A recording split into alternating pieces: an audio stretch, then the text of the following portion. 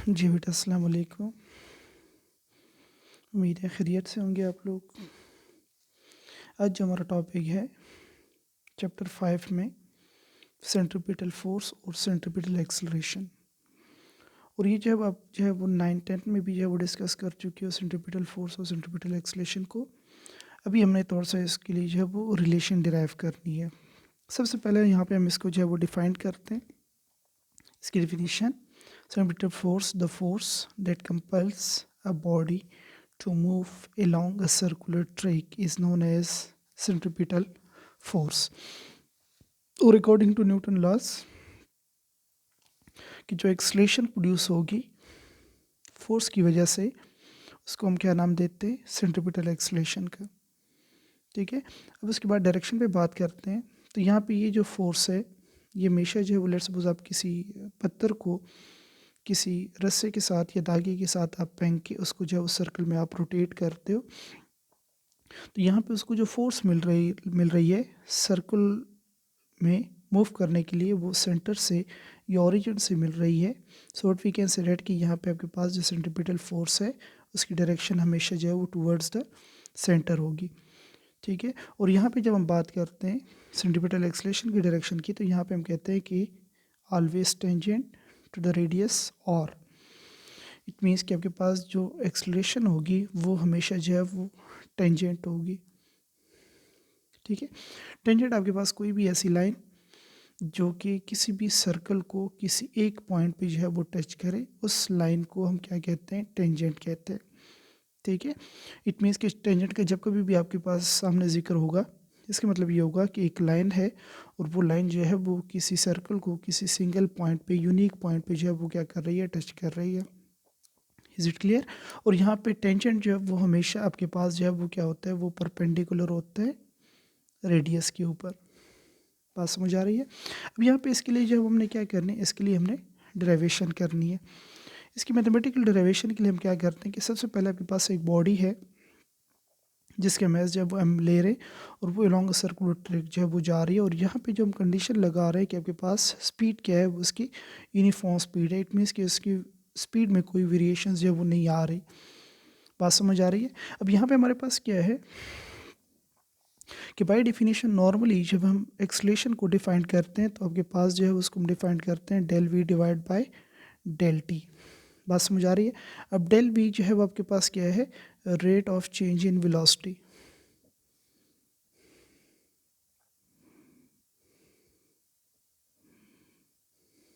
Right, it means अब उसके बाद हम क्या कहते हैं कि आपके पास जो एक्सलेशन है वो भी जो है वो वेक्टर क्वांटिटी है। ठीक है, और वेलोसिटी भी आपके पास जो है वो वेक्टर क्वांटिटी है। बात समझ आ रही है? और वेक्टर क्वांटिटी की दो चीज़ें होती हैं, एक जब आपके पास मैग्नीट्यूड, ठीक है, और दूसरी चीज़ आपके पास डायरेक्शन। अब यहाँ पे तो मैग्नीट्यूड का आपने कहा कि ये चीज़ आपके पास क्या है? कांस्टेंट है। तो यहाँ पे आपके पास आप देखते हो कि जब आप अलोंग अ सर्कुलर ट्रैक जब मूव करते हैं तो आपकी जो है वो 360 डिग्रीज आपके बनते हैं। और 360 का मतलब क्या है कि आप जो है वो आप टोटल सर्कल को 360 पार्ट्स में, इक्वल पार्ट्स में डिवाइड करते हो। अब इसका मतलब क्या होता है कि लेट्स सपोज अगर आप कोई बॉडी जो है उसको यहाँ पे छोड़ते हो, लेट्स सपोज सर्कुलर में मूव कर रही है और यहाँ पे उसको छोड़ते हो, इसने इस डायरेक्शन में मूव करने। अगर लेट्स सपोज वो बॉडी यहाँ पे इसको आप छोड़ते हो तो इसने यहाँ पे मूव करना है। यहाँ पे अगर आप उसको छोड़ते हो तो इसने जो है वो यहाँ पे मूव करना है। और यहाँ पे अगर आप उसको छोड़ते हो तो उस बॉडी ने इस डायरेक्शन में मूव करना है। बात समझ आ रही है? अब यहाँ पे आप देखिए कि यहाँ पे तो हमने 4 डायमेंशंस हमने ली है, 4 डायरेक्शंस हमने लिए हैं, और 4 डायरेक्शंस पे आप देख रहे हो कि आपके पास डायरेक्शन जो है वो चेंज हो रही है। So what we can consider कि आपके पास किसी कोई भी body along a circular track जब मूव करती है तो आपके पास 360 टाइम्स जो है वो डायरेक्शन चेंज होती है। इट मीन्स यहाँ पे मैं इसके साथ जो है वो इम्पोर्टेंट नोट में इसको लिख देता हूँ: डायरेक्शन गेट्स चेंज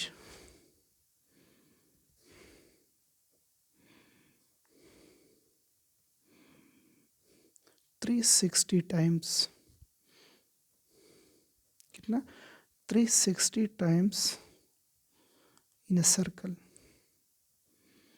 तो यहाँ पे हम क्या करेंगे, यहाँ पे हम डायरेक्शन वाइज जो है वो चेंज इन स्पीड को डिफाइन करेंगे। और डायरेक्शन अगर चेंज हो रही है तो इसका मतलब ये होगा कि वेलोसिटी चेंज हो रही है, और जब वेलोसिटी चेंज होगी तो इसका मतलब ये होगा कि वहाँ पे एक्सेलरेशन जब आपकी प्रोड्यूस हो रही है। अब इसकी डेरिवेशन के लिए हम क्या करते हैं, बाय डेफिनेशन वी हैव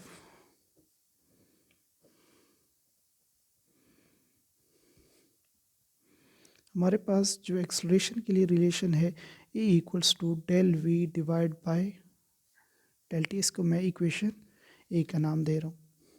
अब यहाँ पे हमने डेल वी की वैल्यू कैलकुलेट करनी है, ठीक है। और इसको हम कैसे कैलकुलेट करेंगे, बाय ग्राफिकल मेथड।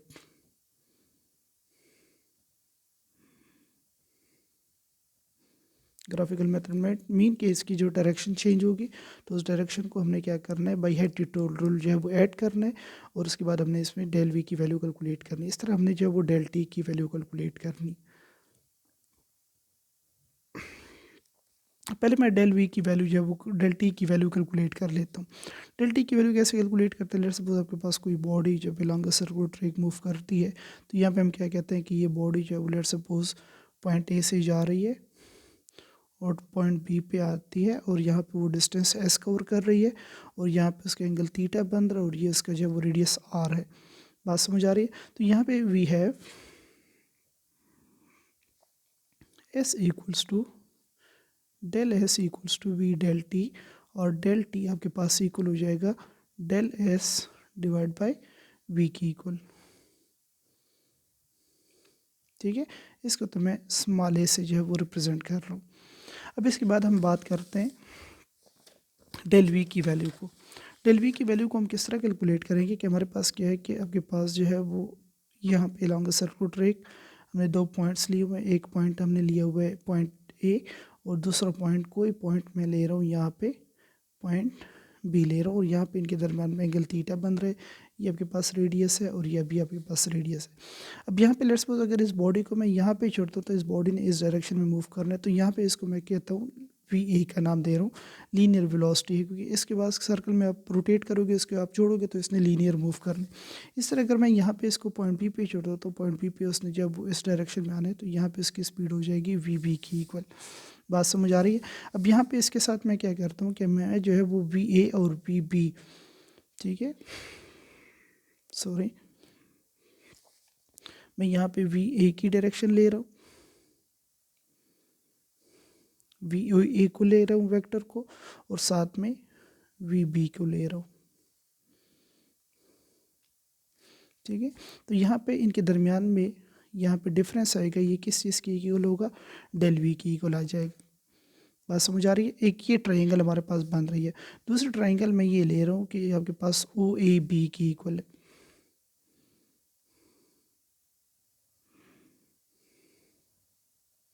ठीक है। ये आपके पास ओ पॉइंट हो गया, ये आपके पास ए पॉइंट हो गया, ये आपके पास जो है वो बी पॉइंट हो गया।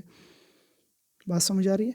अब यहाँ पे इनके दरमियान में जो डिस्टेंस आप कवर कर रहे हो ये डिस्टेंस, तो इस डिस्टेंस को मैं यहाँ पे रिप्रेजेंट कर रहा हूँ एस से। बात समझ आ रही है। अब ओ ए जो है वो आपके पास क्या है, ये भी आर के इक्वल है और ये भी आर के इक्वल है। बात समझ आ रही है। अब यहाँ पे दोनों ट्रायंगल्स हमारे पास जो है,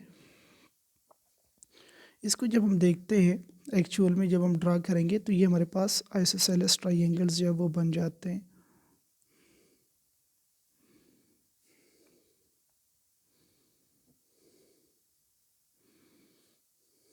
ठीक है। आइसोसेलेस ट्रायंगल जो है वो हमारे पास क्या होते हैं आइसोसेलेस ट्रायंगल, सॉरी, ये हमारे पास ट्रायंगल जो है वो क्या होंगे कि इनकी जो है वो हमारे पास दो साइड्स आपस में बराबर होंगी, ठीक है। इसको हम करस्पॉन्डेंस ट्रायंगल भी कहते हैं, और करस्पॉन्डिंग ट्रायंगल्स भी हम इसको जो है वो नाम देते हैं। तो यहाँ पे हमारे पास क्या होगा कि जो ओ ए है वो किस चीज़ की इक्वल है, आर के इक्वल, ठीक है। ओ बी जो है वो आपके पास किस चीज़ की इक्वल है, वो भी आपके पास आर के इक्वल है। और जो ए बी है, ए बी को मैंने नाम दिया एस का, ठीक है। ये आपके पास वैल्यूज़ आ गई है कौन से ट्रायंगल से, ट्रायंगल ओ ए बी से। बात समझ आ रही है। इस तरह हमारे पास जो दूसरी ट्राइंगल है, इसको लेट्स सपोज मैं नाम दे रहा हूँ PQR का, ठीक है। इसमें आपके पास जो PQ है ये आपके पास VA, QR जो आपके पास है वो है VB, ठीक है, और PR और RP जो है वो आपके पास डेल V की इक्वल है। ये ट्राइंगल जो है आपके पास कौन सी है, ट्राइंगल PQR, ठीक है। नाउ करस्पॉन्डिंग ट्राइंगल्स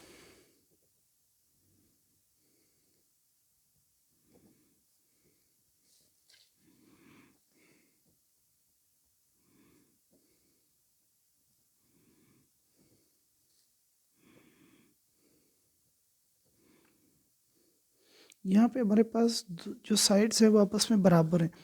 तो अगर इनके दरमियान में साइड्स जो है वो बराबर हैं और साथ में इनके दोनों के दरमियान में एंगल थीटा भी आपके पास जो है वो बराबर आ रहा है, तो by using SAS postulate, side angle side, ठीक है, दो साइड्स और एक एंगल जो है वो इनका बराबर है, तो यहाँ पे बाय डेफिनेशन हमारे पास इन दोनों ट्राइंगल्स के जो इक्वल साइड्स है, ठीक है, उनके दरमियान में जो रेशो है वो भी आपस में क्या होगा, बराबर होगा। अब यहाँ पे मैं रेशो ले रहा हूँ OA और AB और AB और OA, ठीक है। एक जो है मैं यहाँ पे ले रहा हूँ AB और OA, ठीक है। इस तरह मैं यहाँ पे क्या लेना है, PR डिवाइड बाय PQ।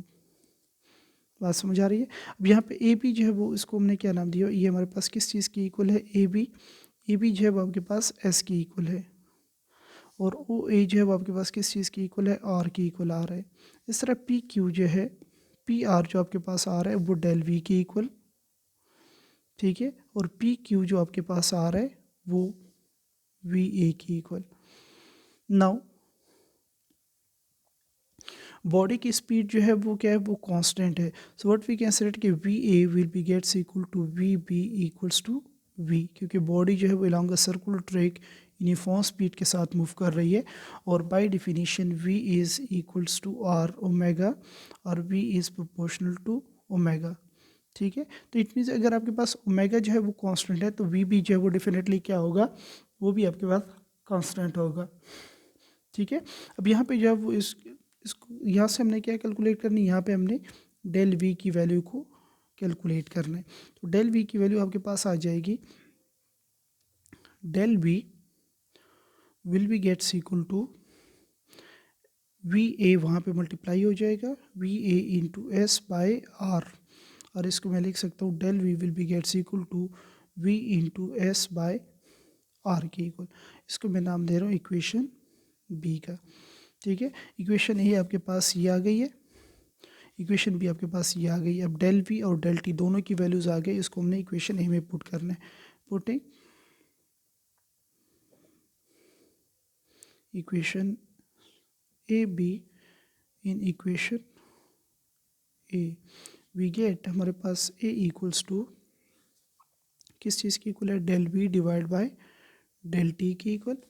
अब यहाँ पे हम दोनों की वैल्यूज़ जब हम पुट करेंगे तो A will be gets equal to, V की वैल्यू हमारे पास क्या आ रही है, डेल वी की वैल्यू सारी हमारे पास क्या आ रही है, ये वैल्यू हमारे पास आ रही है, ये हमारे पास v into s divide by r के इक्वल, डिवाइड बाई आपके पास जो डेल टी की वैल्यू आ रही है वो ये वैल्यू आ रही है del s divide by v के इक्वल।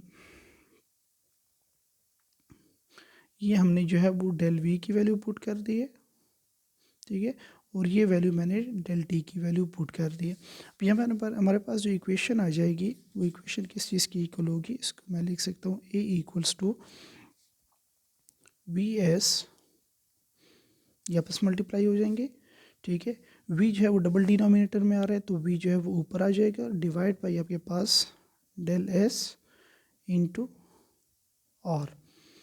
Is it clear. अब यहाँ पे हमारे पास जो एस और एस है दोनों जो है वो डायमेंशन वाइज सेम है, तो हमारे पास दोनों जो है वो कैंसिल हो जाएंगे, ठीक है, और हमारे पास इक्वेशन आ जाएगी a will be gets equal to v square divide by r. अब यहाँ पे हमारे पास एक्सलेशन की वैल्यू तो आ गई है। इट मीन्स कि जहाँ पे एक्सलेशन प्रोड्यूस होती है तो डेफिनेटली वहाँ पे फोर्स भी प्रोड्यूस होती है। ठीक है, बी कि जहाँ पे एक्सलेशन प्रोड्यूस होगी वहाँ पे कोई फोर्स सप्लाई होगी, और जब वहाँ पे फोर्स सप्लाई होगी तो इट मीन्स कि वहाँ पे आपके पास एक्सलेशन जो है वो जनरेट होती है। नाउ बाय डेफिनेशन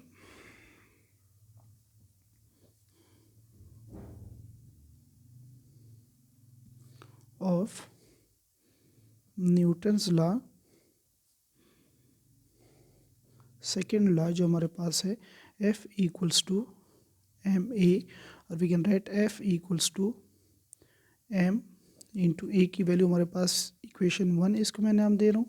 इस इक्वेशन में पुट करूँगा तो v square divide by r की इक्वल आ जाएगी। हमारे पास F equals to m v square divide by r. तो ये हमारे पास जो है वो सेंट्रीपिटल फोर्स के लिए जो है वो रिलेशन आ गई है। इट मीन्स कि आपके पास ये जो है वो along the circular acceleration produce हो रही है, तो ये एक्सलेशन आपके पास कौन सी एक्सलेशन हो जाएगी, सेंट्रीपिटल एक्सलेशन। और सिमिलरली अगर एक्सलेशन जो है वो सेंट्रीपिटल है तो फोर्स भी आपके पास सेंट्रीपिटल हो जाएगी। ठीक है, तो इसके साथ हम लिख लेंगे सेंट्रीपिटल एक्सलेशन। बात समझ आ रही है? तो ये हमारे पास जो है वो सेंट्रीपिटल एक्सलेशन और सेंट्रीपिटल फोर्स के लिए जो है वो इक्वेशंस आ गई है।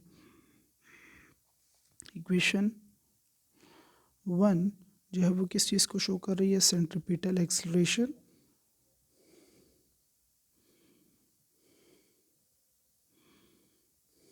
राइट। और इक्वेशन 2 जो है वो आपके पास सेंट्रीपिटल फोर्स है।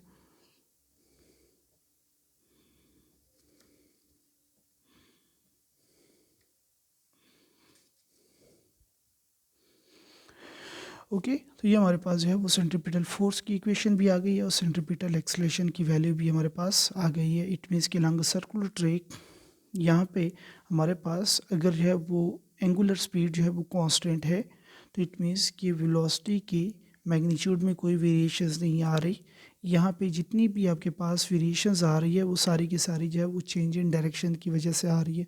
और अलॉन्ग सर्कुलर ट्रैक जब आप मूव करते हो तो वहाँ पे आपकी जो है वो 360 टाइम्स जो है वो डायरेक्शन चेंज होती है। बात समझ आ रही है? तो यहाँ पे हमारे पास हमने जो है वो चेंज इन डायरेक्शन और फिर आगे हमने एक ग्राफिकल मेथड यूज़ किया, और ग्राफिकल मेथड में हम क्या करते हैं, वेक्टर्स एडिशन करते हैं, और ये वेक्टर्स जो है वो आपके पास आ गए, और ये दोनों वेक्टर्स जो है वो ऐड होके आपको दोनों दो ट्राइंगल्स दे रहे हैं। Is it clear? तो ये हमारे पास जो है वो सेंट्रीपिटल फोर्स की वैल्यू भी आ गई और सेंट्रीपिटल एक्सलेशन की वैल्यू भी आ गई है। ओके, उम्मीद है समझ आ गई होगी। ओके, टेक केयर, अल्लाह हाफिज़।